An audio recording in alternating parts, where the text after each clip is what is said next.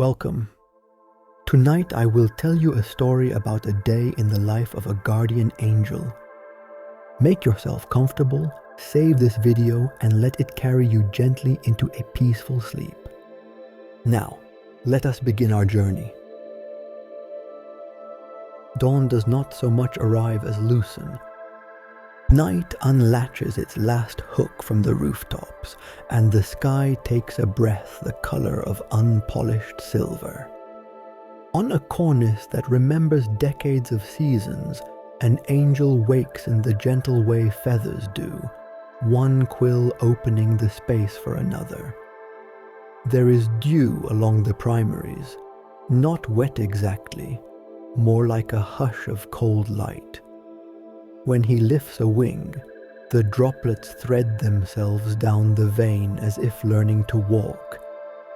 Below, the city is not yet itself. Windows are dim fish tanks, stairwells glow in weak verticals. A single bakery on the corner has the courage to be bright. The angel sits forward and listens with his whole body. Sound arrives before meaning. A tram line humming to itself, tires murmuring on early wet pavement, the slow clatter of a metal shutter rising. Between those is the soft percussion of breathing, hundreds of rooms, each with its own tempo. He finds the one he loves by recognition, not search. The cadence is etched in him like handwriting learned from a parent. There you are. He does not keep a house, but he keeps a way of putting things in order. The loose light at his ankles he winds once around his wrist, a bracelet of pale mourning. The cool caught in his feathers, he shakes free and lets it float down the air shaft between buildings, where it will settle on a windowsill fern that always seems braver than its pot. From a narrow satchel, the size of a book, he checks the small inventory no one else believes exists. A pin of quiet, it looks like nothing. A fold of patience, it rustles like paper though it is not. A thread of recall, tangled on purpose so it takes paying attention to use. Across the street, coffee machines begin their choir. A man in a white t-shirt lifts crates of milk bottles with the caution of someone who respected a slipping back once and did not forget it. A woman with sleep-stiff hair taps her keys twice against her palm before finding the right one. A boy with a backpack goes sideways through a doorway to avoid waking a heavy door. The angel watches them as a beekeeper watches bees, without ownership, with regard. He tilts his head once and the breeze changes its mind. A flyer that would have skittered under the woman's foot curls against a step and waits for a later wind. His person sleeps at the back of a fourth-floor apartment, where the wallpaper is a faded orchard and the blinds have learned to stick halfway. There are 3 plants on the sill, 2 thriving, 1 performing stoicism. On the chair, a sweater remembers yesterday's shoulders, and on the table, a cup keeps last night's tea leaf like a fortune. The angel does not go through walls. He travels the way reflections do, folding along edges of glass and metal, choosing the routes made by polish and habit. He arrives at the window exactly when the first warm in the room lifts 2 degrees, and the glass sighs imperceptibly. The face on the pillow is everyone's and no one's, soft from sleep, marked by the day before. A tiny crease near the mouth that is new and will not be there in a week.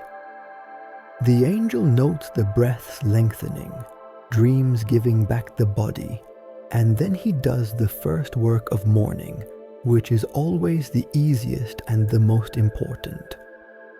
He reaches 2 fingers into the air above the sleeper's brow, finds the strand where yesterday's smallest fear is still snagged, and gives it a very little slack. Not removed, not denied, loosened the way you loosen a knot on a child's shoe so they can undo it themselves. Rules exist, though no book lists them. He can nudge but not wrench, clarify but not steer. He can brighten the edge of a thought already chosen, draw the eye to what the heart prefers, make room around an impulse so it can put its coat on and go. He never edits a decision. He never writes his own name on anything. If a coin teeters on its rim, he may breathe it toward heads if that means someone will carry an umbrella today. If a phone slides slow toward a sink full of water, he can lend the sink the dignity to step aside. He drinks morning by scent. Not the obvious, the coffee, the bread, but the shy. Graphite from a pencil shaved last night, cold tin from a radiator that promises to be useful today, clean linen finally dry on a line in a sunless courtyard. From these he learns the weather that will matter. He knows when damp will annoy shoes, when wind will comb a stray hair into a moment of self-consciousness, when light will be kind enough for a photograph someone will keep for years. He can't make the bus wait, but he can make time feel less like a door slamming and more like a sleeve to slip into. The kettle in the apartment is the sort that rattles its own lid at the end. He watches the hand that strikes the switch, a hand he could recognize by silhouette alone, then lets his palm hover above the mug where a tea bag waits. Steam climbs. He transfers one breath's worth of warmth from his wrist's loop of light to the cup so the first sip will be a pleasure without a burnt tongue. When the blinds snag, he lifts a wing no higher than a sigh, and the slat resigns itself to being opened. He does not speak. Words are clumsy at this hour. He places meanings the way you settle cushions before anyone sits, first under the spine, then behind the shoulder blades. You did enough yesterday. You have time for bread. The coat pocket, left side. They filter downward as thoughts that feel owned rather than received. If he is very pleased with his own restraint, he allows himself a small vanity. He straightens the collar of the morning so that when the person looks in the mirror, they have the rare sensation of finding themselves already facing the day. Outside, the city tests its throat. A bus sighs along the curb. A cyclist ghosts the lane as if painting it with his front wheel. Pigeons hold a meeting and forget the agenda. Someone's radio tries a song and thinks better of it. At a window across the courtyard, a grandmother touches each saint picture on the sill with one knuckle. At the last, she rests her knuckle a heartbeat longer and lets go of a name she has worried all week. The angel lifts his chin at that touch and answers with a small distribution of sunlight onto her tablecloth. No rainbow, no miracle, just the feeling that the day is prepared to be polite. He tends his wings the way a violinist tunes, quick, sure, unshowy. One barbs against another, a whisper of silk on silk. He draws a pin feather forward and smooths it with the back of his thumbnail so it will not catch a rough patch of stucco later. A flake of night shakes free and dissolves in the air, and for a second anyone awake would believe they saw dust glitter. He draws his shoulders in, and the satchel slides against his ribs with a weight that is almost a comfort. He is not tired, he is old. The difference is enormous and matters to no one. The person in the orchard room sits up, hair like punctuation marks, eyes swimming from one world to the next. The angel feels their small impatience to be already washed, already dressed, already out the door, and he lets it pass through him like a draft rather than trying to stand against it. He places his pin of quiet near the toothbrush. He lays his fold of patience where the shoes will be laced. He flicks the thread of recall against the inside of the door so that the keys, which would have been forgotten, are suddenly visible as if they had turned their own faces toward attention. In the stairwell, a neighbor's dog investigates the morning and chooses optimism. On the landing, a plant leans toward light. The angel, without touching, makes the light a little more worth leaning for.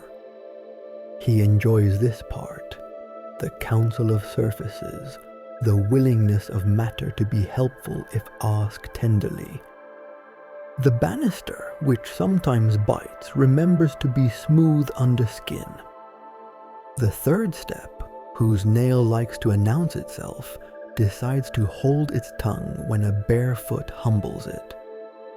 He could perch on the person's shoulder, but he prefers to walk parallel, half a pace behind, occupying the narrow world that reflections and drafts share.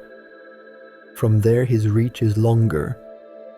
From there he can be present to a door closing one building away and a thought opening in the next. On the pavement, the first true sunlight finds a puddle and makes a coin out of it. The angel inclines his head, and the coin becomes a small mood of luck that enters the person's pocket without weight. By the time the kettle has cooled and the mirror has made its last report, the city is awake enough to start needing him less and more at once. The chapter he loves most is ending, the part where nothing bad is likely yet and everything is possible. He stands in the half-open window to watch his person lift their bag and the morning lift theirs. Somewhere a bell decides to be a bell and not a recording. The sound climbs the brick like ivy. He steps outward, not down, folding along the line where a balcony's shadow meets the wall. The satchel bumps his ribs again, friendly, prepared. The loop of light around his wrist brightens, then settles, as if agreeing to be spent carefully. "We'll go where you go," he tells the day without sound, and the day, which does not have ears but knows courtesy when it finds it, makes room. Morning gathers itself into lines and small errands. The hallway smells of soap and the faint iron of radiator pipes. On each landing, a different life opens and shuts like a hand.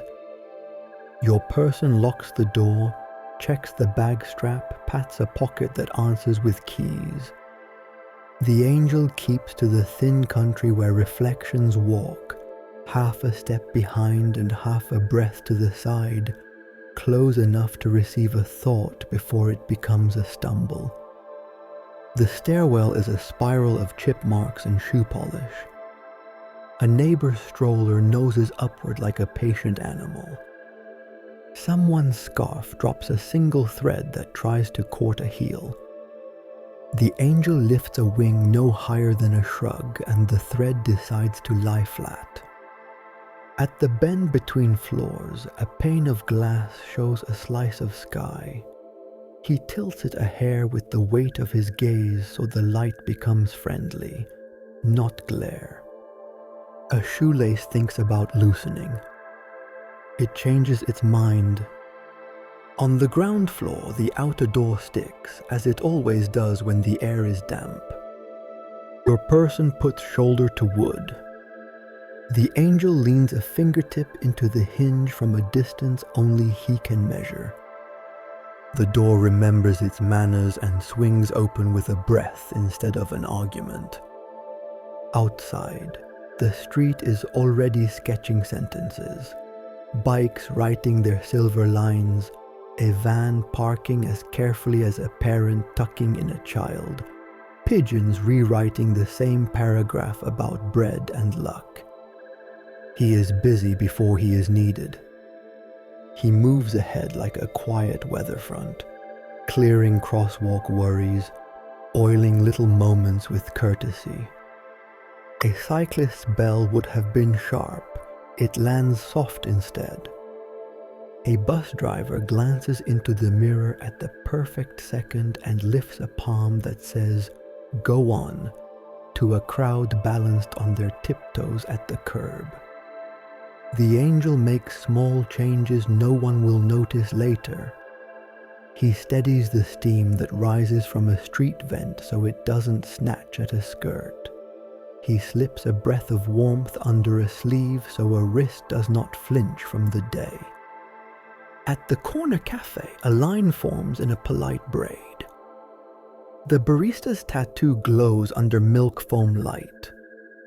A bag on a chair slides with intentions toward the floor. The angel touches nothing and prevents everything. The strap finds friction where it needs to. The bag discovers the dignity of staying put.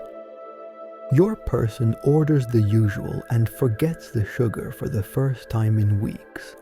The cup delivers a sweetness from somewhere honest anyway. The water a degree kinder, the roast remembering a gentler side of itself. The angel allows himself half a smile that no one can see. In the crosswalk, the little figure turns from red to green with the relief of a friend allowed to speak. A boy with a trumpet case rehearses valving with his fingers while walking. A woman in a suit reads a message and, for a moment, forgets the curb. The angel lays a soft weight in her left shoe so she pauses just long enough to let a delivery bike whisper by. To the pigeons he gives nothing. They already understand their work. Your person passes a newspaper stand. A headline tries to bite. The angel does not dull the teeth. He simply draws attention to the smaller lines below, where a photograph of a garden shows a child holding a watering can with both hands and a seriousness that could teach the weather humility. The picture becomes weight in a pocket you cannot see, the kind that makes a day carryable. The tram stop, metal rails sing a note the color of tin. A man in a heavy coat shifts his bag, and the bag nearly barks a shin. The angel invites the coat to hang straighter. It does. A stray gust arrives with ambitions. He turns it barely, so it spends itself on a poster instead of somebody's patience. Your person stands where the door will open without knowing why it feels right. When the tram kneels, they step in as if invited by name. Inside, the morning is a soft engine. Ticket beeps in 2 languages, the rubber whisper of doors, the faint wind of 1,000 lists being remembered at once. The angel rides the air at head height, trimming it like a gardener trims hedges, so sighs can pass without snagging. A child in a red coat stares at the world with both hands pressed to the glass. The angel traces a finger along the pane where the child's breath fogs it. A clear loop appears, exactly the shape of a fish. The child laughs once, small, sincere, and the sound steps into 6 hearts like a tame bird. Your person fumbles for headphones. The cable tries to make a knot. The angel unthinks it. A message arrives with a tone that can be mistaken for urgency. It is only scheduling dressed as drama. Without instructions, your person waits 2 stops before answering, which makes the reply both calm and accurate. The angel has not moved, he has only let time be breathable. When the tram yawns open at the office district, he goes ahead again. The lobby smells of new paint and machine-stable air. A revolving door decides who will be elegant and who will be slightly ridiculous. The angel chooses dignity for everyone, a slower spin, a timing that lets small embarrassments become choreography. At security, a bowl takes keys without clatter. The belt feeds itself through the buckle with the grace of habit well kept. Your person's elevator is always late when it must be early and early when it ought to dawdle. Today it behaves like a friend. As it climbs, the angel stands beside the panel where the floor numbers bloom and fade. He smooths 3 nerves that do not belong to your person. Someone with a presentation in a box, someone with sleep on their collar, someone with a phone that insists on another world. The doors slide open not as a mouth but as a breath. People remember to let one another pass. At the desk, objects rest where they slept. A notebook keeps a corner turned down like a page dog-eared by a careful reader. A pen that likes to leave early stays. A mug shows the faint ring from yesterday and does not ask for apology. The angel sets a tiny weight on a stack of papers so that the top sheet offers itself first without fuss. He places a whisper beside the monitor, the kind that becomes a choice. Begin with the thing you fear in the morning, so the afternoon can be a meadow. Emails come like weather. He steers none of them. He leans very slightly on the ones that need a gentler verb. Could instead of must. When you have a minute instead of as soon as possible. The cursor blinks with better manners than usual. Meanwhile, in a drawer, a lost badge that would have cost an hour later slides into sight now and saves 3 conversations that did not need to happen. Calls ripple the floor like shallow wind on grass. The angel moves among the ripples, damping nothing, offering edges where they help. A colleague arrives at the desk, carrying a problem like a tray too full. The angel does not solve it. He rearranges the tray so the hands carrying it feel strong. Your person says, "Tell me the part that can wait," and the answer appears, as if it had been nearby all along and only needed a chair. He minds the little frictions. A zipper that might catch the stitch along a pocket decides to hum instead. A chair wheel stops courting a crack in the floor.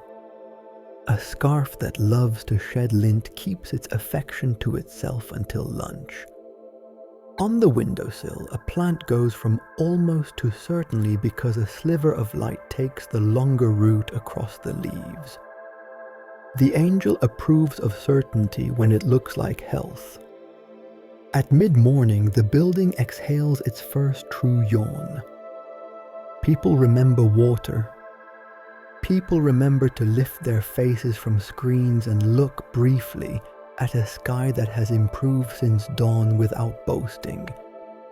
Your person stands, stretches, and the stretch ends in a small private smile that the angel will keep for later when the day makes itself taller than it needs to be. He catches the smile and folds it carefully, the way you fold a scarf you intend to find again. On the way to a meeting room, a stranger reaches the same door from the other side. The handles consult their ancestry and choose civility. Your person holds, the stranger nods, and for a heartbeat both of them live in a world that works. The angel would clap if clapping were not the loudest thing he can imagine. In the room, the screen wakes like a pond touched by a stone. The agenda is only 4 lines and 2 of them are lies. The angel brightens the true lines so they hold. He sits on the frame of a whiteboard marker to keep it from drying out mid-sentence. He shortens the distance between a question and the person who actually knows the answer. He lets a joke land with its feet under it and not in someone's open hand. You would say nothing happened. You would be wrong. By the time the first hour of work has finished being 3, the city has settled into its stride. The angel has not flown or glowed or changed a single fact. He has put the furniture where it belongs in the day, chair under weight, breath under word, pause under choice. He takes nothing for himself except a tiny indulgence. He touches the rim of a glass of water with the back of one knuckle as he passes, and the meniscus shivers in a way that makes the person who will drink it think, this tastes better than it should. He checks his satchel without looking. The coil of calm still generous, the pin of quiet returned from the toothbrush to somewhere useful, the thread of recall half spent and doing good work behind the eyes. Through the window, a bus slides past like a large animal in a gentle mood. He makes no speeches to the afternoon that waits outside. He only nods to it, and the afternoon, reasonable, practical, already making lists, nods back. By late morning, the day has found its stride and started to spend it. The office hum is steadier now, keyboards ticking like rain on thin roofs, printers sighing, chairs making peace with floors. Your person folds into the work's shape without scraping. The angel stands at the edge of the desk's small weather system and trims it, glare softened by a tilt of blinds no one remembers adjusting. Dry air nudged toward mercy so throats don't rasp by noon. He is not making comfort, he is removing friction. A spreadsheet box. Not with drama. Cells that should talk to each other pretend they've never met. He does not fix numbers. He gives focus a chair. Your person notices the one column that wears the wrong hat, and with a few quiet keystrokes invites it into the conversation it was avoiding. Elsewhere, a browser tab grows teeth. The angel turns its bite into bark. The headline still shouts, but the shout lands on the desk and stays there instead of climbing up the spine. A smell that pretends to be nothing wanders from the copier room. Warm plastic thinking wrong thoughts. He steps into the hall's faint draft and lays his palm flat against it from a distance only he can measure. The scent blooms once, honest now, and a tech appears with a toolkit as if he had planned to come anyway. The machine looks embarrassed. Someone opens a panel, cools a sulking fan with a breath of canned air, and the little emergency decides it never wished to be large. The clock negotiates with hunger. Your person saves and stands, elevators are busy, the staircase friendlier. In the lobby, deliveries arrive with that special combination of urgency and sleepiness unique to cardboard. Outside, the weather is a good host, clouds filtering light like gauze, a wind that chooses faces, not paperwork. The angel walks ahead to a small square that plants have colonized with enthusiasm. Every bench is a lecture in posture. He selects one and lets the sun choose a patchwork of leaf shadows that will keep the eyes content without needing sunglasses. Lunch is nothing fancy. A sandwich that means well, a piece of fruit that remembers its tree, water in a bottle that wishes it were a stream. He helps nothing except sequence. First the water, so the mouth remembers gratitude, then the bite that will not crumble into regret, then the sweeter thing that teaches the rest of the day to be kind.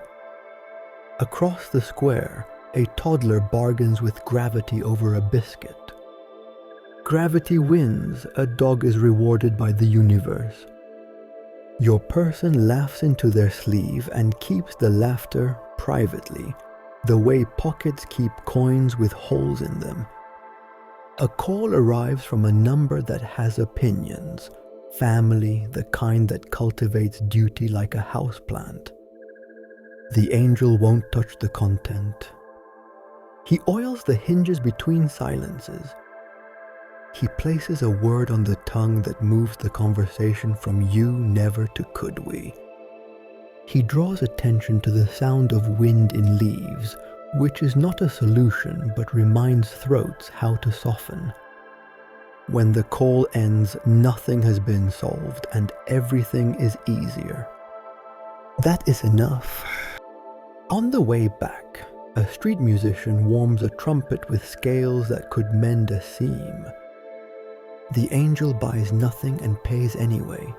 He invites passers-by to slow half a step, long enough for a phrase to land. Your person drops a coin without thinking about its exact value and receives, in change as if from a cashier, the odd sensation that time just opened a window.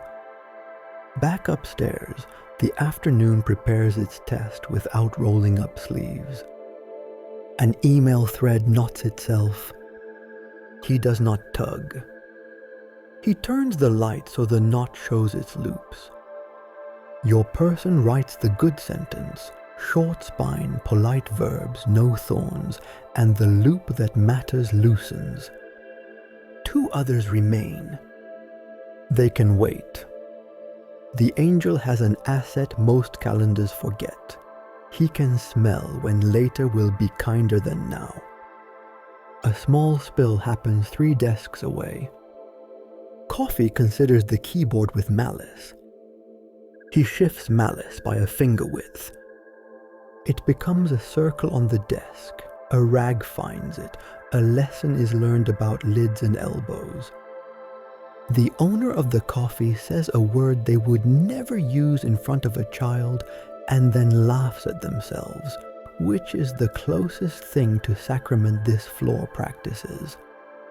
Someone drifts toward your person with a face that wants to be brave and a document that isn't. The angel steps aside so the air between them can make a chair. Your person says, "Show me the part that is still true," and the paper becomes lighter by a margin that would not interest a scale and means everything to a human wrist. Together they erase 2 heroic sentences and replace them with 1 decent one. The feeling in the room lifts by exactly 1 notch. Screens do what screens do, eyes do what eyes shouldn't. The angel encourages a blink that is not quite a nap. He paints the far edge of the window with a thinner light that rests more than it works. He doesn't fight the afternoon dip. He plateaus it, the way a good path wraps the hill instead of arguing with gravity. Then the small crisis of travel tries again, this time not with wheels but words, a calendar conflict with teeth. 2 meetings that both claim the same hour hold up their invitations with righteous faces. The angel doesn't choose. He offers a nearby empty room to whoever sees it first. He gives the next available slot the glamour of convenience. He places the phrase, "Join for the first 10, into the right head at the right moment, which turns annoyed into pragmatic. People stop practicing being late and practice being present. He keeps an eye on your person's edges. A wool cuff that loves to nibble the wrist is persuaded to remember it is clothing, not weather. A shoelace that had relapsed into thoughts of mischief loses interest. A headache that was sharpening its tools discovers the water bottle is heavier than earlier and agrees to come back another day. Mid-afternoon brings a corridor conversation, the kind that decides more than meetings do. Two colleagues lean by a window where the building pretends to be a tree. The angel sets a small truth on the sill like a paperweight. It's not profound, it's accurate. Your person says it out loud in a tone that doesn't audition for applause. Plans adjust. A problem that wanted to become culture is demoted back to logistics, where it belongs. A taxi door on the street below tries to surprise a cyclist. The angel is already there, touching nothing, changing everything. A reflection on a storefront makes the cyclist glance. In that glance lives a break. In that break lives a life that will not notice it has continued. Above, oblivious, an office plant uncurls a new leaf with the zeal of a flag. He lets coincidence do a little overtime. At the water cooler, your person meets the one person who knows the one number that saves the one afternoon. They talk as if exchanging recipes. The angel enjoys this kind of magic because it looks like common sense dressed in comfortable clothes. Late in the day focus phrase. He does not scold it back to attention. He lays out a narrow runway, one task that can land cleanly before the hour turns. Your person lands it. The notebook closes with the sound of wood meeting wood, which is always more satisfying than the thud of plastic. The inbox still has storms. Storms can have the dignity to wait until morning. He inventories without counting.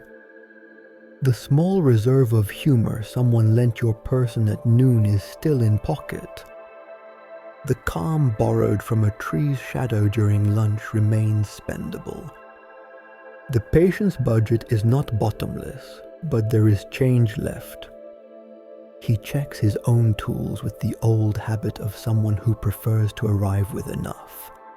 The quiet he placed by the toothbrush this morning has wandered to a window latch and is working there now.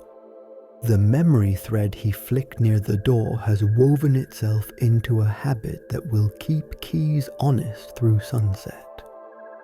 By the time the hour hand leans into evening, the building remembers how to lower its shoulders. People close tabs that never belonged to them. Chairs return to their square shadows. The angel moves to the threshold and makes it hospitable, a lobby that smells like stone after rain, a door that chooses to be dignified for every hand that touches it. Outside, the city stretches like a cat, and the day, the one he has been guarding without ceremony, settles into a shape that can be carried home. He is not satisfied, that is not his word. He is content with the absence of harm and the presence of several small goods, a sentence rescued from bossiness, a call that ended with a breath, not a bruise, a walking path that chose a kinder patch of light, two meetings that learned humility, one headache that decided against itself. If there is triumph here, it is small enough to fit under a thumbnail and durable enough to last through a night. He does not take credit. He turns his face toward the part of the sky that always looks like a beginning, even at 4:30, and makes a private promise to keep the evening from spending what the afternoon saved. Then he falls into step with your person again, half a pace behind and half a breath to the side, where reflections travel and drafts are courteous, ready to carry the next hour as if it were a bowl of water filled to the brim. Noon flattens shadows until they tuck themselves under shoes. Heat gathers on the ledges and makes the tar between roof tiles smell faintly of resin and summers that are not on any calendar. Your person is inside a room with a closed door and an open notebook, absorbed enough to forget gravity for a while. That is the angel's cue to step sideways out of time and onto the city's spine. He chooses a parapet with good manners, stone that kept rain all spring and is warm now without ambition. Antenna wires hum a single quiet note. A pair of solar panels blink as if pleased with their own arithmetic. Farther along, a rooftop hive is busy at half speed. Bees bob like punctuation, coming and going with the industry of people who never explain their work. He keeps a respectful distance. Honey belongs to those who make it. Noon has its own orchestra. A school bell across the district rings 12 deliberate strokes, equal, patient, and then a 13th by accident that no one will mind. Cutlery clatters in a courtyard where plastic chairs scrape tile. A repair crew 3 streets over snaps chalk lines. The sound is tiny lightning, consistent and persuasive. From the river comes a barge horn, a single syllable the color of brass. The angel sits in all of it the way a rock sits in a stream, still enough that the water learns a new way to go around. He tends his kit because rest is also upkeep. He draws one wing forward and smooths the barbs with the flat of his thumbnail until each finds the next like zipper teeth. Morning left a graze of city on the primaries, lint from a stairwell scarf, a sugar crystal from coffee air, a dusting of toner that has opinions. He flicks each away. From his satchel, no heavier than a word, he takes out the small coil of patience and rewinds it, slower than necessary, so the fiber remembers it does not have to rush to be useful. The quiet pin gets a polish on his sleeve. It brightens in a way no eye could measure, only a room could feel. The recall thread, scuffed from the door jamb where it saved the keys, is teased apart and rebraided with a hair of light he pulls from the underside of a passing cloud. He inventories the morning without pride. One saved shin, one gentle email, one bicycle that did not meet a door, one child's laugh tucked like a pressed leaf between the pages of the day. He does not keep trophies. He keeps tone. The laugh is the right key for later, should later require unlocking. Below, laundry lines describe their own weather. Cotton shirts lean toward a breeze that is barely a thought. A patterned sheet makes a sail, then remembers it is a curtain and rests. On a fire escape, a cat installs itself between 2 sunbeams and practices triumph. The angel tilts a shutter a degree to the left, so a plant on a sill that never asked for harsh light receives the generous kind instead. On the pavement, a dog waits outside a grocery with the stoicism of a statue. He persuades a patch of shade to drift exactly far enough to cover the pause. Midday is permission to listen as architecture, not audience. He lets his hearing drop from sirens and speeches to the lowercase sounds that cities use to talk to themselves. The tick of cooling metal on a food truck hood, the soft hiss as a baker bleeds steam from a vent, The one-off squeal of chalk on a chalkboard as someone writes afternoon special with a hand that could write love letters if asked. Wind travels like rumor between buildings. He lets it pass through his feathers and reads the temperature it leaves behind. It will be warm at sunset. He will keep a small pocket of cool and spend it where it will buy the most relief. When the bells finish their habit and the schoolyard drops back into human noise, he moves not far. A church roof invites, slate-like fish scales, a thin cross with the confidence of wire. Through a skylight he can see the nave. Votive candles sulk in their aluminum sleeves. The flame at the very back burns low and stubborn, the kind that outlasts debates. He adds nothing to it. It does not need help. He sends the faintest drift of air to slide wax tears into a neat collar, because dignity is free. Across the street, an office window holds a meeting like a snow globe. Hands draw shapes, mouths shape certainties. He looks only long enough to confirm that nothing there is about to harm anyone. A rooftop restaurant drops cutlery into a tray. A maintenance worker clips into a line and leans over a ledge with the steady grace of people who trust friction and knots. The angel nods a private salute. Crafts recognize each other. Rest for him is not sleep. It is removing himself from the path of urgency so that what truly requires attention can lift its hand and be seen. He practices stillness until even pigeons start to count him as furniture. He closes his eyes and pays attention to the inside of light, how it folds at noon, how it stacks on itself in bright, even pages. Behind his eyelids, the color is warm straw. The city steps around him. He is not absent. He is present in the exact shape of a pause. An argument begins on a balcony 2 buildings away. 2 voices, both trying to be the one that doesn't break first. He never chooses sides. He chooses air. A curtain lifts. The cooler draft that follows smooths throats and lowers shoulders. A kettle in the same apartment sings a note that accidentally harmonizes. The next sentence is kinder. He will not know how it ends.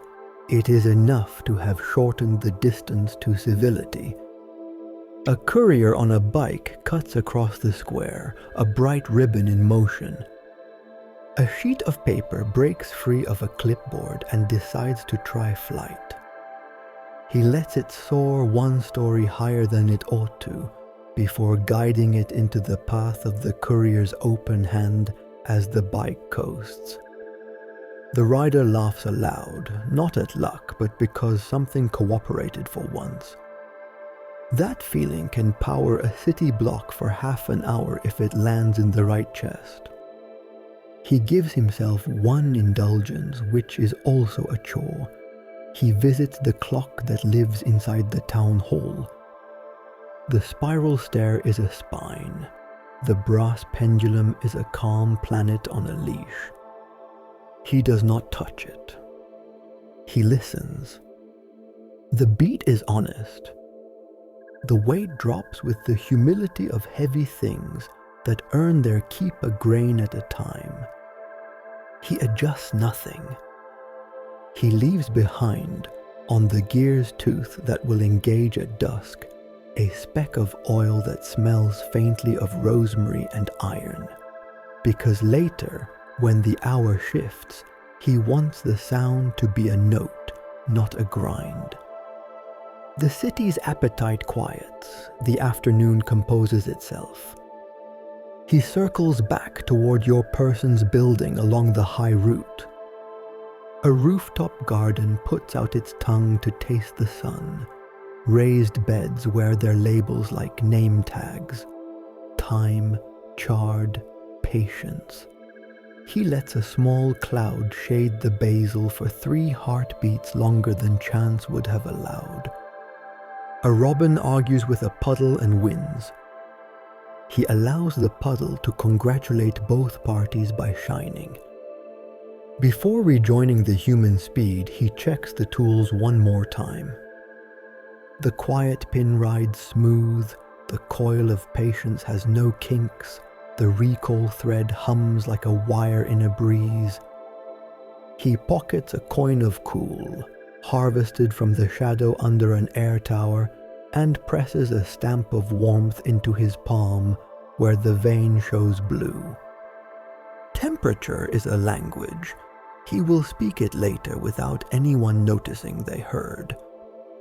Inside again, the corridor air has the steady quality of rooms that believe in work. Your person's door is half open. Papers have made small continents on the desk and are now negotiating borders. He does not interfere.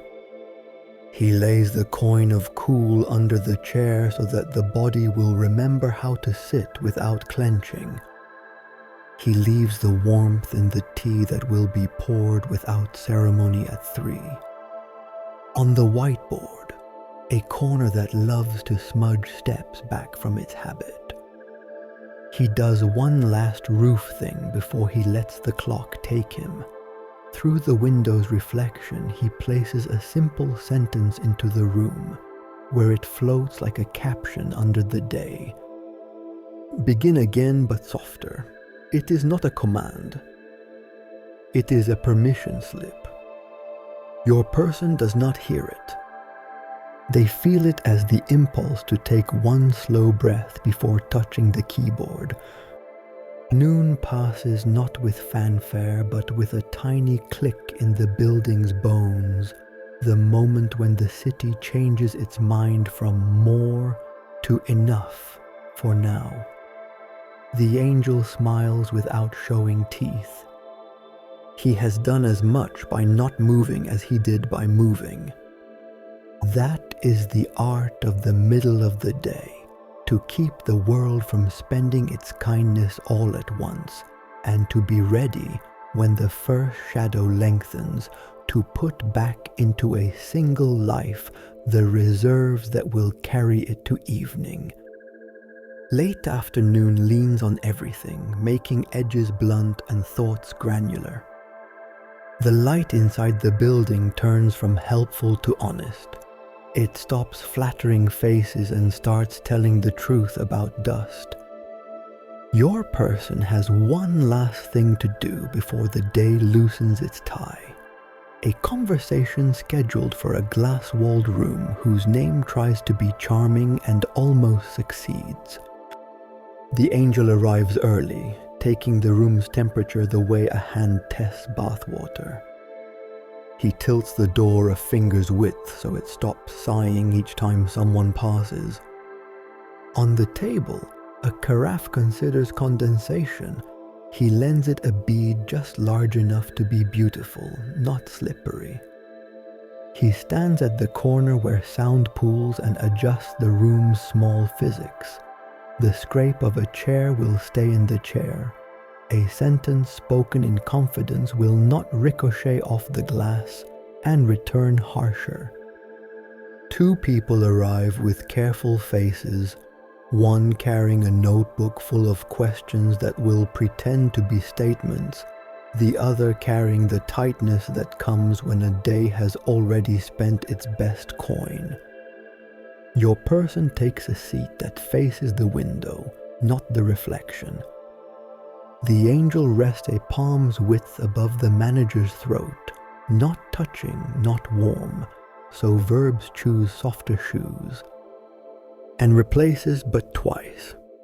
A compliment walks in front of a critique and leaves the door open.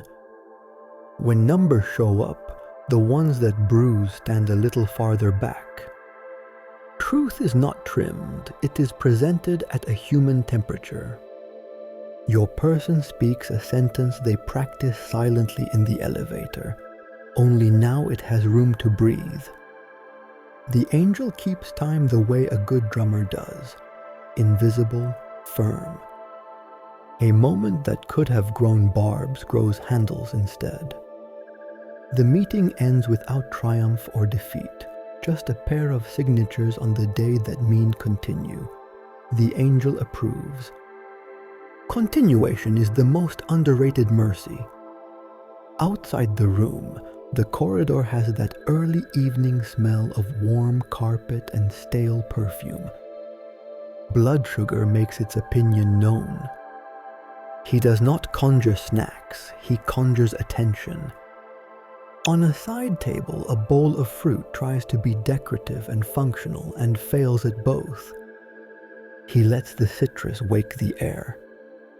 Your person who never wants an orange wants an orange. The peel opens in one long ribbon that falls on the napkin like a question mark deciding to be friendly. The first segment persuades the second to keep going. Color returns to a face that wasn't missing it until it wasn't. Back at the desk, the last emails of the day behave like gnats. The angel does not swat. He screens them with the back of his hand until only the necessary ones land. He weights the good pen so it stays, and plants a thought beside the keyboard that is not a command, but feels like one. Stop while your attention still has a steady hand. The notebook closes while the line is straight. The chair slides in without barking a shin. A small mess decides to be tomorrow's problem without becoming a moral failure. Outside, weather changes its mind with the arrogance of late afternoon. A grey lid presses on the sky. The wind remembers it knows corners better than people do. The angel tastes the air with the inside of his wrist. Rain will not ask permission. In the lobby, by a rack of forgotten umbrellas, he brightens the least handsome one. Your person who never means to borrow borrows. The handle fits like a handshake with an old friend. This is not theft. This is the city lending itself to someone who will bring it back. On the pavement, the first drops are large, fat with forecast, then smaller, then plain. Streets receive them with a hiss that makes even impatient feet slow. The angel walks ahead and smooths hazards as if they were wrinkles in a tablecloth. A slick metal grate gets a whisper of grit. A curb lip announces itself to an ankle. A spray from a taxi decides to be dramatic toward the road, not the sidewalk. A teenager slides for the joy of it and lands upright with the grace that pretends not to be grace. The angel lets joy keep its posture. A message lands with the weight of a pebble that knows how to find ponds. A family voice, the kind that can find the bruise under any layer. Not cruel, simply expert. The angel does not intercept. He braids the recall thread through 3 better memories that sit within reach. One of a winter morning with a ridiculous hat, one of a solved problem that felt like a held breath released, one of a name said kindly. The new words arrive, they sting, they do not become the whole sky. Your person answers with fewer syllables than anger requested. The rain approves by becoming steadier, which is rain's way of saying, you are not alone. They stop at a small store that sells vegetables with dirt still thinking about fields and bread that makes a case for itself without speech. Fluorescent lights above the aisle buzz like tired insects. The angel draws a circle of quiet over a crate of parsley. The green smells like the color green ought to smell. Your person chooses simple things: eggs that can forgive overcooking, tomatoes that will be sweet even if the knife is impatient, a small loaf that already resembles tomorrow's toast. At the register, a cashier in a navy sweater counts change with fingers that know piano. The angel slides a coin so it lands with the pleasing weight of exactness. Exact is comforting. It means the world can add up when it wants to. Back in the rain, the city has softened. People are smaller under canvas and hoods. This reduces both their capacity to offend and their appetite for being offended. At a crossing, a truck tests how wide it is. The angel broadens the space by a thought's width. Space is a currency that never loses value. An elderly man pauses 3 steps from the edge. Your person holds the umbrella between them without ceremony, creating an overlap of weather that belongs to both. No one thanks anyone. The gesture completes itself. The route home avoids all the places the day would like to rehearse. No tram tonight, no crowded stairwell. The angel walks them along the quieter face of the neighborhood, the backs of cafes where steam escapes like sighs, the side of the park where wet leaves nail their shadows to the path, the laundromat where machines turn like patient planets. A dog with a clouded muzzle waits outside the pharmacy with the dignity of an old general. The angel recommends eye contact at a respectful distance. Your person complies and is rewarded with a tale that writes one word on the world: still. Under a balcony, the rain thins to fine lines. A poster in a glass case advertises a concert that happened years ago. The paper has faded until the faces look like ghosts pleased with themselves. Your person stops long enough to think, "I forgot I loved that piece of music." And the angel lays this thought aside for later, something to give the kettle company when the apartment remembers silence. Home smells of wood and yesterday and whatever the weather was the last time the window was open. Shoes untie like old arguments that no longer need witnesses. The umbrella leans in the corner, not dripping yet considering it. The angel returns it later to the lobby, leaving on the handle a curl of light that will make the next borrower believe it was meant for them as well. Borrowing from kindness is not debt, it is tradition. Dinner is unremarkable and exactly what the body asked for had the body been given a pen. The angel attends to heat, letting it be thorough instead of furious. Egg set with the modesty of a good compromise. Tomatoes surrender their sweetness on time. A glass of water decides to taste more like itself than usual. Cutlery makes the clink that says, "Here, not hurry." The table accepts elbows and still behaves like furniture. The first mouthful routes blood from thoughts to hands. Troubles lose height. After plates, a chore appears that would happily become a grievance if fed. Something small and domestic, perfectly designed to invite muttering. He pins quiet to the task like a flower to a lapel. Your person does it without commentary. The angel is unfairly proud of this kind of victory. The world doesn't need more eloquent speeches about injustice from a sink. It needs the dish rack arranged so towels will actually dry them. Evening's first shadow finds the wall. The room learns its night shape. 2 notifications ask to be monarchs. The angel introduces them to the concept of republic. They become items for tomorrow's agenda. A friend writes something unimportant that is, in fact, the most important thing. Saw a cloud shaped like an armchair.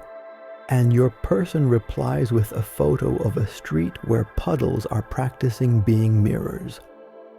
This exchange keeps both of them from believing that significance and volume are the same currency. Before the kettle sighs, the angel spends the coin of cool he kept at noon on the part of the room where the window meets the frame.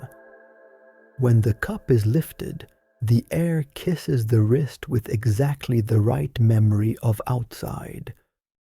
He presses the stamp of warmth he has carried all afternoon into the ceramic just before the tea settles. Temperature is language the body understands. He looks at the day without tallying. No heroics. No rescues that make a headline. A conversation that landed on its feet. An orange that changed a mood. Rain that kept its promise to soften voices. A borrowed umbrella that became a bridge. A dog that did a duty no one asked for. A chore that was not allowed to turn into a story about unfairness. He calls this abundance by its proper name, enough. He will keep watch later. He will sit by the bed when the room chooses silence.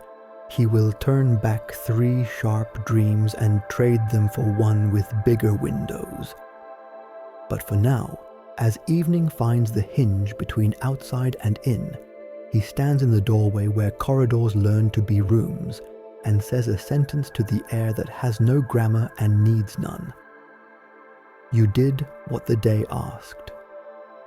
The air agrees, and the house, sensible, loyal, settles another fraction deeper onto its foundations.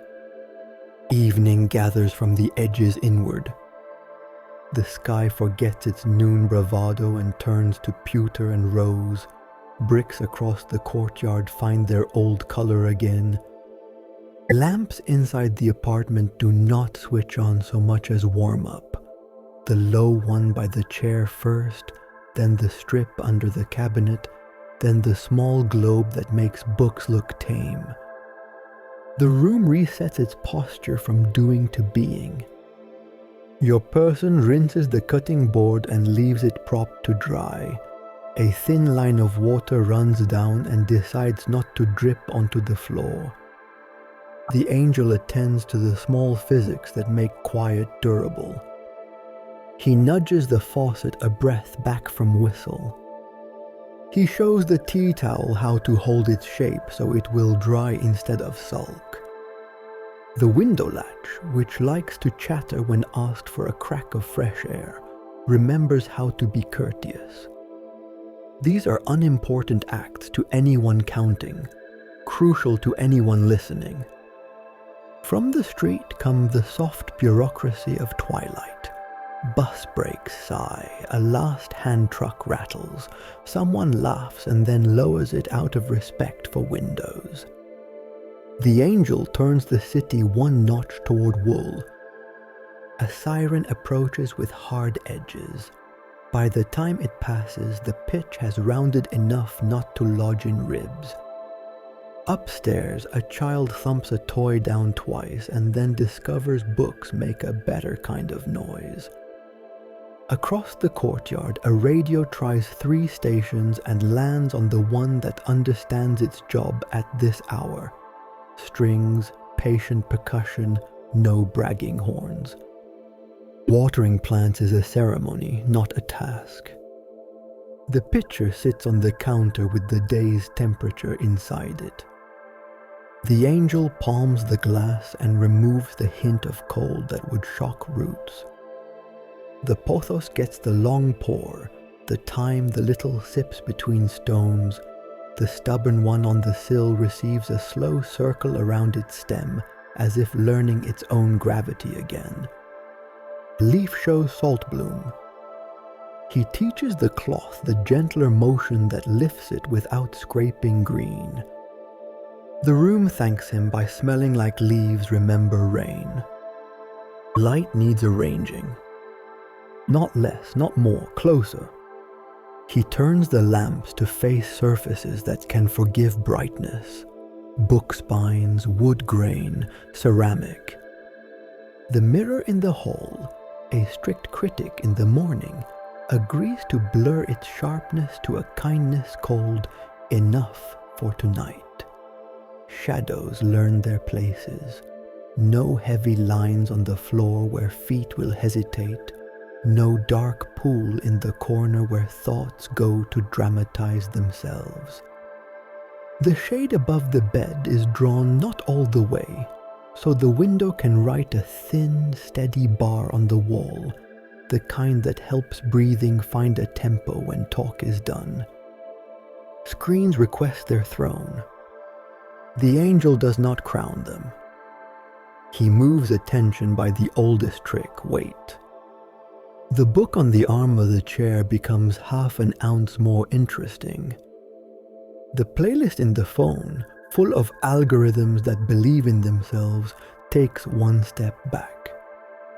A paper envelope on the table, the one with the return address that stalled all week, decides to look less like a problem and more like a thing with a single action inside it.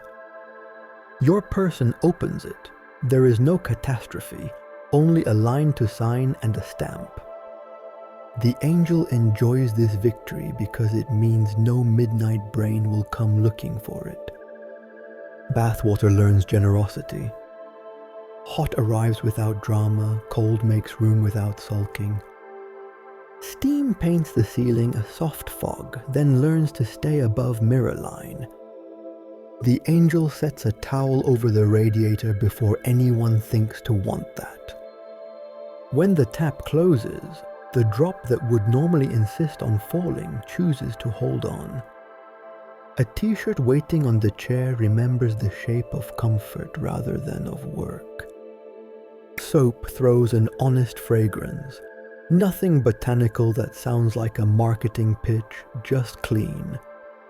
There is the ritual of pockets. Keys, coins, receipt confetti, a hair tie with a past life. The angel arranges them into future rather than debris. Keys hung on the nail that never misses. Coins in the dish that will make exact change feel inevitable tomorrow. The hair tie looped around the doorknob to save someone from an avoidable morning mutter. The crumpled receipt that isn't secretly important becomes a small trash can's first footnote of the evening. The important one goes under the magnet shaped like a pear where nightly eyes will actually go. From the kitchen radio, a presenter with a soft voice mispronounces a composer's name and corrects himself without apology, which is the most soothing way to be wrong. The angel lets the apology land in 2 other rooms where it is needed, for a text sent too quickly, for a sentence earlier that had the right fact and the wrong tone. In both places, a person finds themselves saying sorry with no sand in it. Across the hall, a neighbor's door opens and delivers a slice of another life. The smell of coriander seed blooming in oil, a tink of plates, a laugh that has not had a reason for weeks and just remembered how. The angel honors privacy and still shares the surplus. He carries the coriander's warm, hinted orange down the corridor until it intersects with your person's tea. The tea obliges by tasting a fraction richer. Mail has its own weather. The angel directs the drafts, so the flimsy flyers stop doing their cheap ballet. The page that matters remains. Your person signs the line that removes tomorrow's bureaucratic pebble from their shoe. The pen does not blot. The ink dries in time for an envelope to be pressed and sealed in one graceful motion. Small competence raises the day's floor. The building itself shifts. Radiators whisper. The elevator does a last honest trip and rests. In the stairwell, a bicycle coughs because a brake pad has opinions. The angel gives it a breath of adjustment it will not thank him for and will benefit from in the morning. On the 5th floor, someone rolls a yoga mat toward night and finds it blunts thought. On the 2nd, a dog offers 3 syllables at the door and then curls into a comma.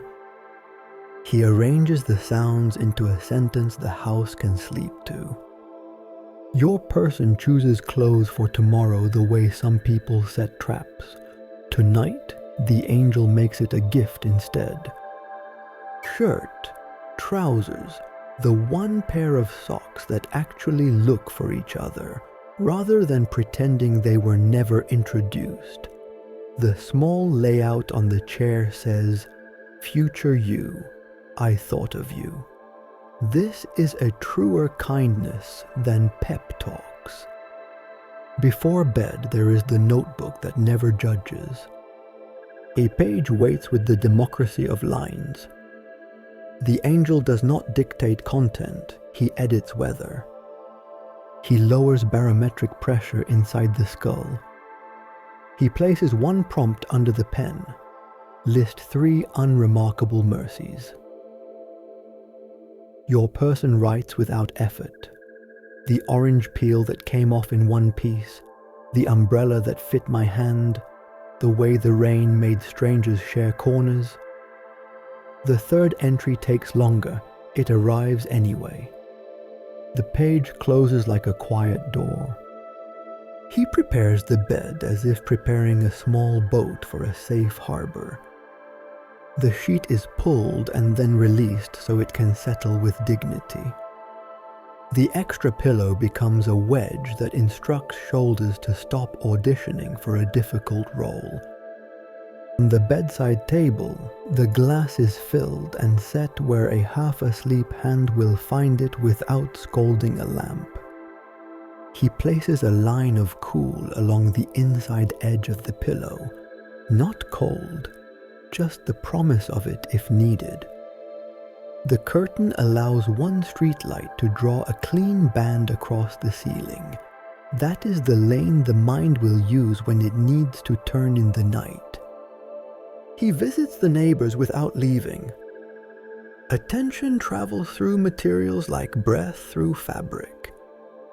In the apartment above, a baby tests a new complaint. He gives the parent 2 extra quiet seconds before the second cry, enough to let them put the cup down instead of dropping it. On the floor below, someone stares at a spreadsheet they should have abandoned. He suggests the idea of save and close by moving a draft against the nape of a neck. The draft smells faintly of laundry that will be hung tomorrow in good weather. It works. Back in the room, your person scrolls past a late headline that tries to be an emergency. The angel shifts emphasis as lightly as a teacher's finger under a word. Not now. The thumb obeys. The phone turns face down and becomes furniture. The room puts away its hard consonants and speaks in vowels: kettle, pillow, floor, door. He does a last circuit of the apartment's temper. Stove dials sleeping, window secure but not airtight. The small blinking light on the router wrapped in a scrap of paper so it will stop inventing stars. The hallway clock has a tick that likes to be heard. Tonight it agrees to count without performing. Shoes are turned to point outward. Tomorrow's first decision already made and therefore absent. There is a final piece of work that looks like nothing. The angel takes the day in his hands, its mess, its repairs, its silliness, its kindnesses too small to brag, and he combs it with his fingers until it lies flat. He does not remove anything, he smooths. He folds the day once, twice, tucks it into the drawer the heart uses for clean cloth. He leaves 3 threads loose on purpose so morning will have something honest to pick up. When the light is pinched to a glow and the room is more bed than world, he places one thought above the pillow, light enough not to show in the dark. You may stop now. Not a command, a permission. The body believes it. Shoulders drop the last half-inch. Jaw remembers its hinge. Breath decides to be tidal rather than managerial. He steps back into the shadow between the bookshelf and the wall, where guardians wait without casting big shapes. Evening completes itself without applause. Outside, rain has argued itself into mist. Inside, the apartment is a small country with friendly borders. The angel does not declare victory. He keeps watch the way a lighthouse does, by being there when needed, by wasting no light when not. Night will ask its questions soon. He is ready to answer in the only language that works at that hour: less.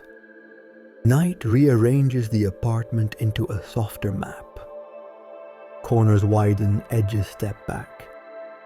The ceiling keeps a pale lane where the streetlight writes its slow geometry, and headlights, when they pass, draw traveling rooms across the plaster, brief rectangular ghosts that don't insist on being understood. The refrigerator hums in long, considerate sentences. Pipes tick like distant metronomes learning patience. Your person lies on their side, profile loose, the mouth a half-open kindness. Sleep isn't a door they walk through, it's a shoreline they wade one ankle at a time. The angel pulls a chair closer without scraping. He doesn't sit so much as settle, the way a coat learns the shape of a hook. He turns his attention down to the size of a thread and begins the first work of the dark. He braids the room's small noises into a single low fabric. Fan, street hush, far train, hallway clock, so none of them will rise above the others to volunteer as trouble. The curtain gives a tiny sigh, he leaves it as is. Air needs a way in. Dreams arrive the way weather does.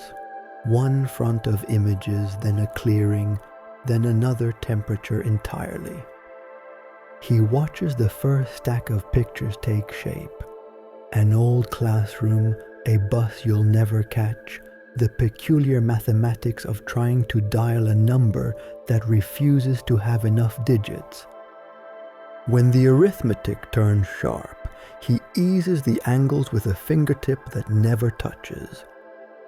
The chalkboard becomes a blank window. The bus waits without moving.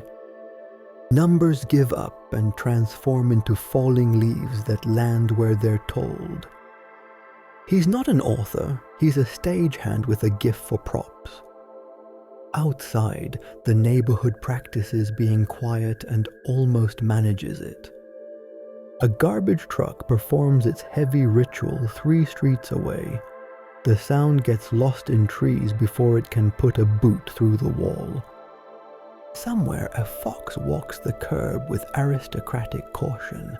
The angel tips the wind so the scent of fox becomes story, not alarm, to the sleeping dog 2 floors down.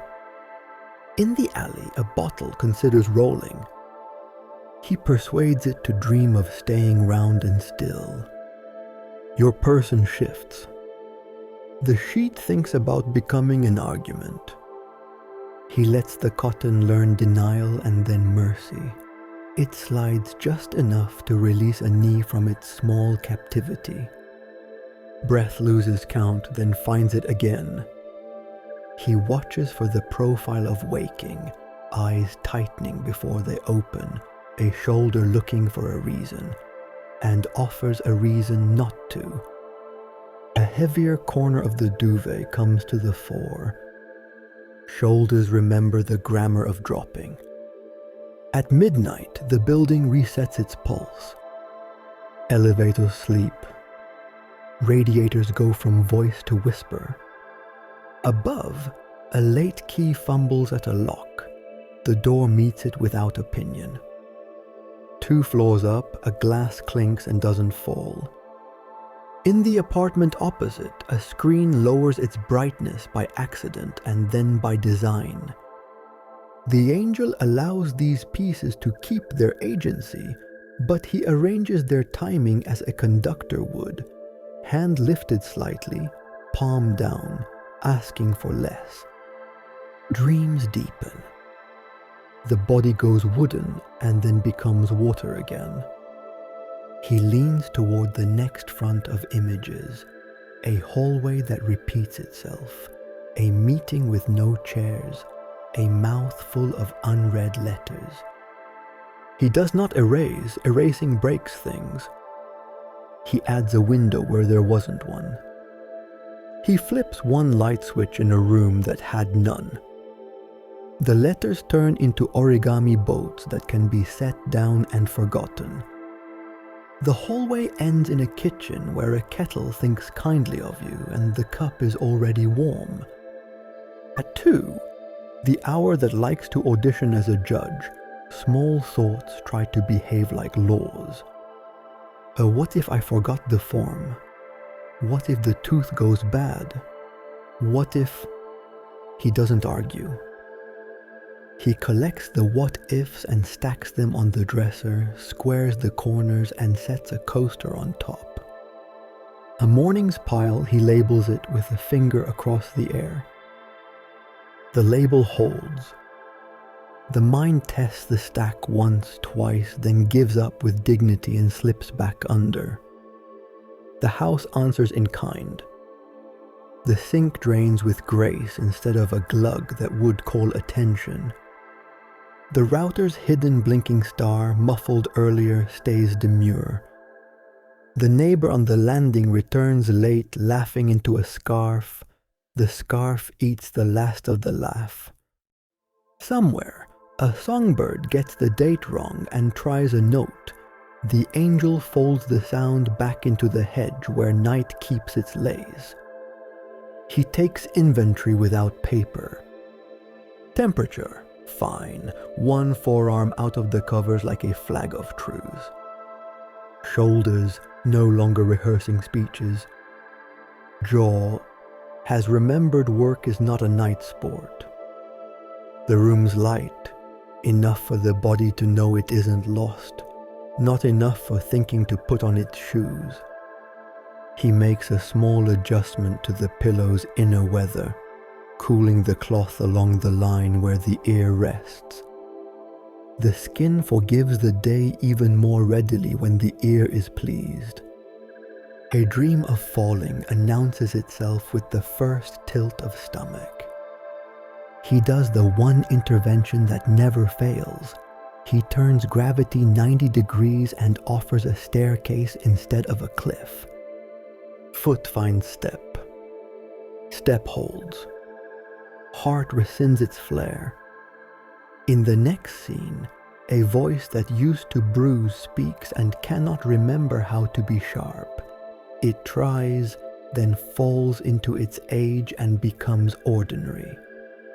The dream, robbed of its villain, chooses scenery, lake water that knows your name, a field that recognizes your stride, a door that opens because you're you.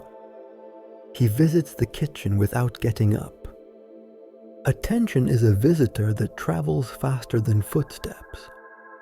The stove dials do their quiet version of sleep.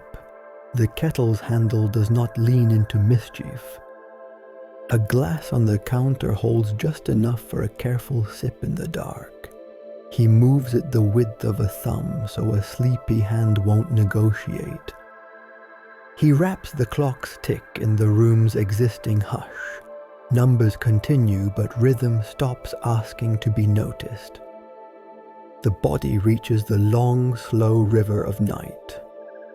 This is the hour when bones report to the marrow and muscles send postcards saying, "We have nothing to add." He stands guard in the least theatrical way possible. When a truck coughs on the boulevard, he puts his palm to the window's cool and convinces the cough to spend itself before it arrives. When a draft explores the floorboards, he turns it into the kind that only checks the soles of the feet for proof of life and moves unsatisfied.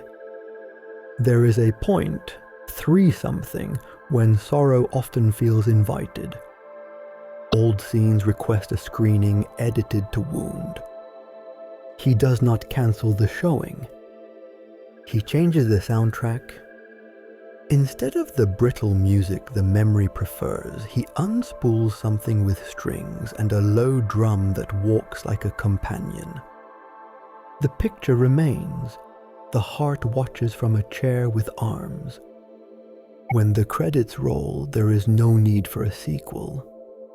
Somewhere, a baby wakes, protests, negotiates, and falls back into the cradle of a rhythm that doesn't care for winning or losing. A set of footsteps climbs and descends stairs with the rhythm of someone looking for a cat that isn't interested. On the roof, rain begins that wasn't promised and then apologizes by becoming gentle. The angel has no feelings about weather except in service of sleep. He hires the rain on the spot. Approaching 4, the darkness thins into its last cloth. Birds test their instruments under their breath.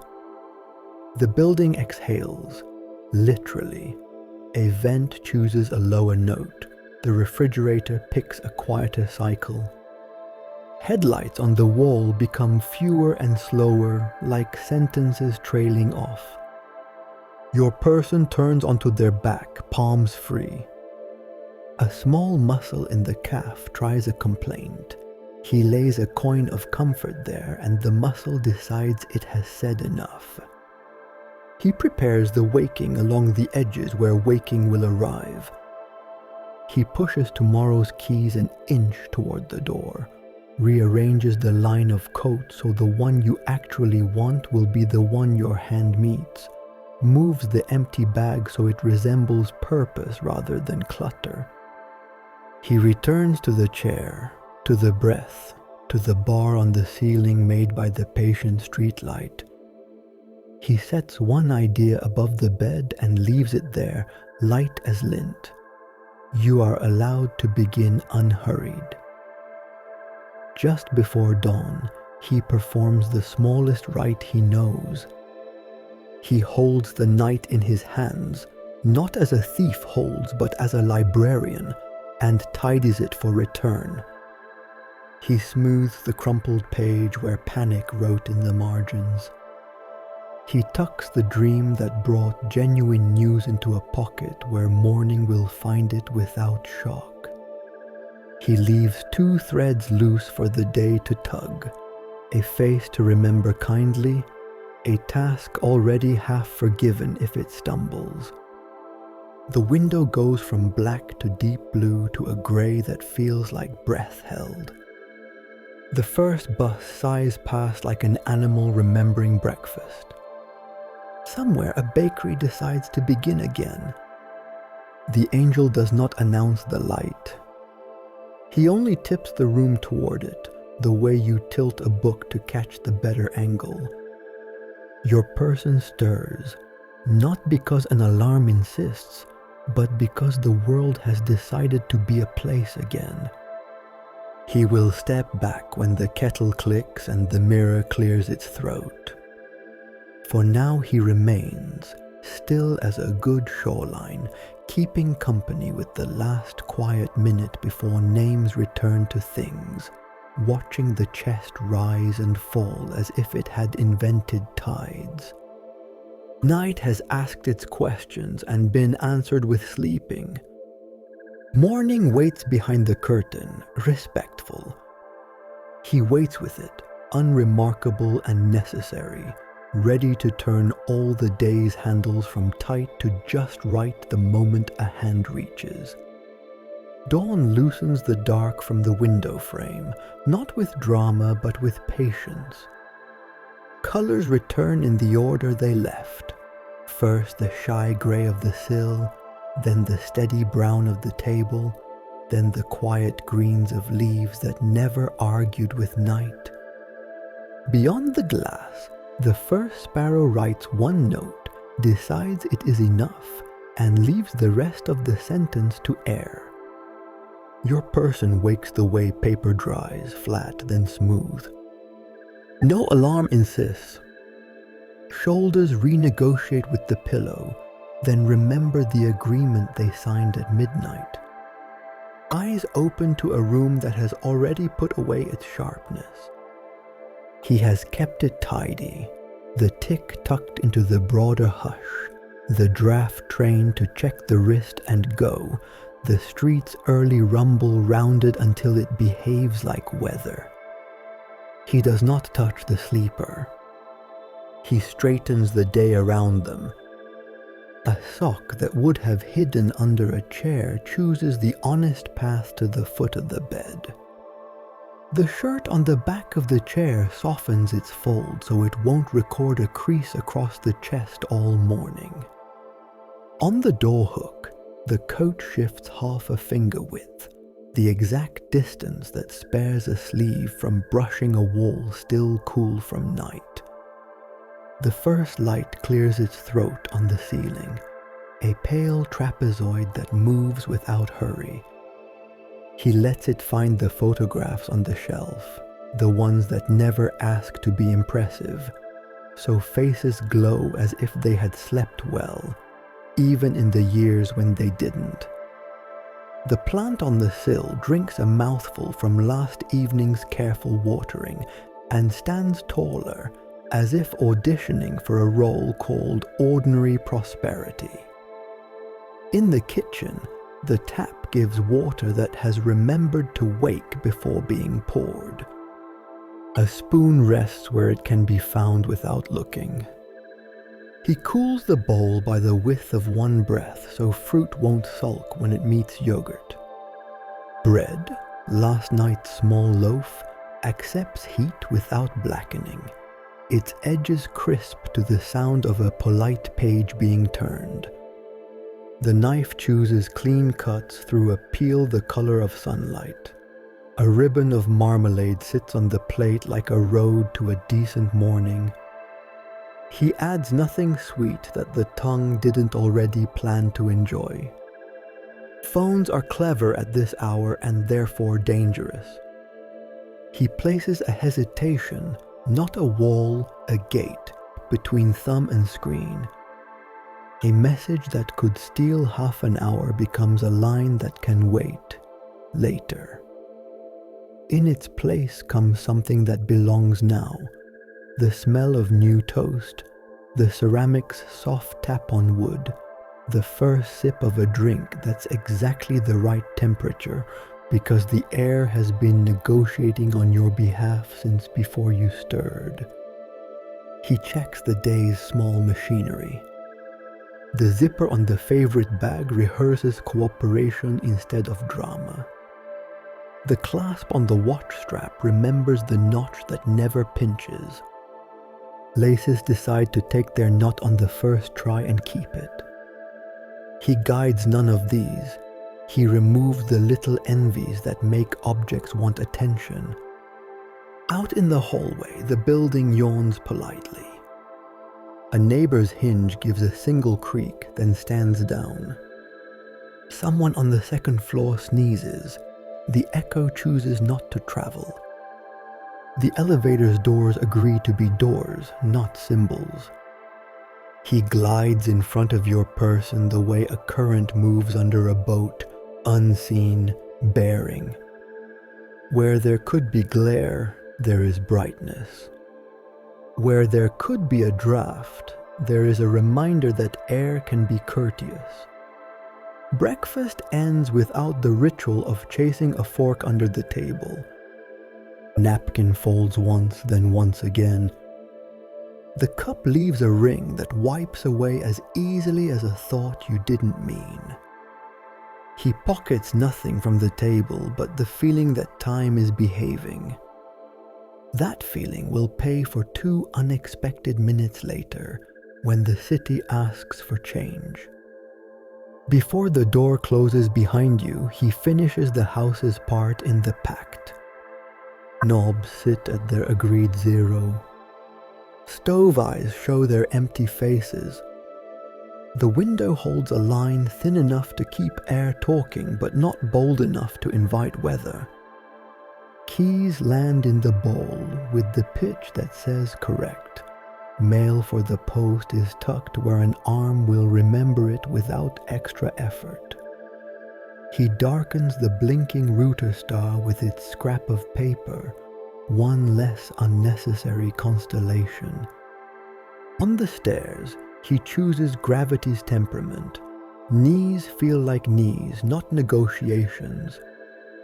The new day's first carpet thread tries to snag a heel and is convinced to practice humility instead. A neighbor coming up with a folded stroller and a weak coffee reaches your step at the same time.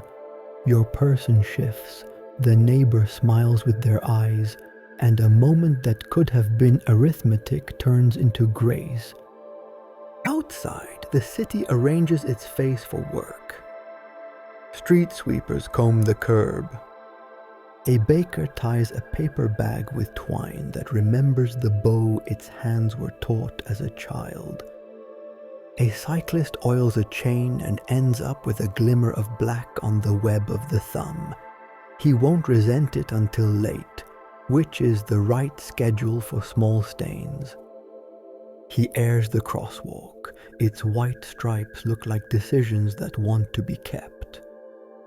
There will be a tram, there always is. Today the platform has room for a small dignity. An older woman is allowed to reach the bench without being treated as an obstacle. He doesn't choreograph politeness, he waters it. A glance becomes a nod. A nod translates into a step back. The step back lets someone else move forward without debt. The green light arrives as if it had been invited correctly. Your person's morning will include lists and systems and a laugh they haven't met yet. He prepares those from a distance that respects the day's right to surprise. The colleague who knows the one figure that matters will take the same elevator by accident. He simply rotates the universe half a degree to make the accident timely, not crowded. The email that could curdle the first hour waits until the second, by which point the spine knows how to sit kindly. A street vendor sets out pears. One rolls an inch, stops where a hand will prefer it, and that small choice will ripple farther than fruit ought to. He returns briefly to the roof before the sun takes full possession of it. Panels blink approval. Pigeons argue in consonance and then forget the reason. The city's clock lifts its weight in preparation for the day's first emphatic moment.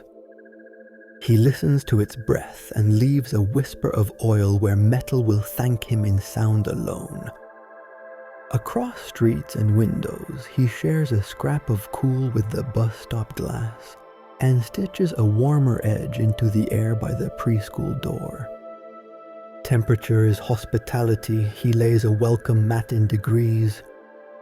By the time you and morning keep your appointment with the corner, he has already tidied the night's archive. The dream that did honest work is filed where it can be used without ache. The unruly thoughts have been disassembled into harmless parts, wires coiled, batteries put away.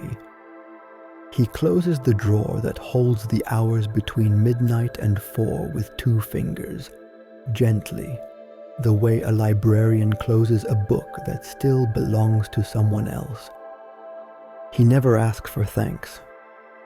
He prefers receipts that no one writes, A footstep that doesn't speed up when it doesn't have to. A jaw that opens for a yawn instead of a retort. A hand that remembers to wave at the child in the window because the child was waiting for exactly that proof that the world sees back. You will call this beginning ordinary. He will call it successful. Ordinary contains the room where everything better fits. He escorts you to the edge where day becomes your responsibility again, and then steps into his lane, the narrow place just off your shoulder where drafts mind their manners and reflections go to learn humility. Here is the last truth, set down without trumpets. You wouldn't last a day as a guardian not because you lack courage, but because the craft is restraint.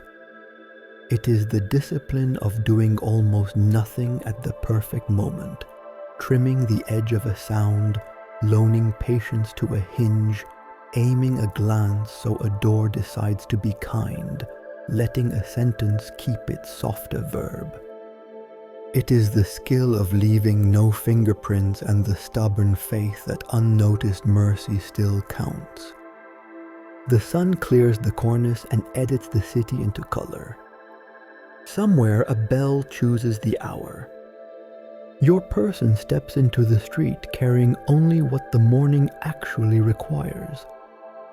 He falls in beside them, no wing, no blaze, no proof, keeping pace in the quiet country between breath and next step, ready to spend one more day's worth of invisible competence as if it were the most ordinary thing in the world.